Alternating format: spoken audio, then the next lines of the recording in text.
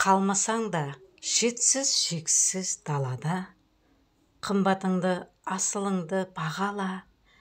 Өмір деген ілкі сәттер тізбегі өтеді екен, дәруіште данада. Мақсат болса, орындалар армандар, тоғысады толқындатқан арналар. Өмір деген өтпелі сәт кезеңдер, әр сағаты сағынышқа айналар.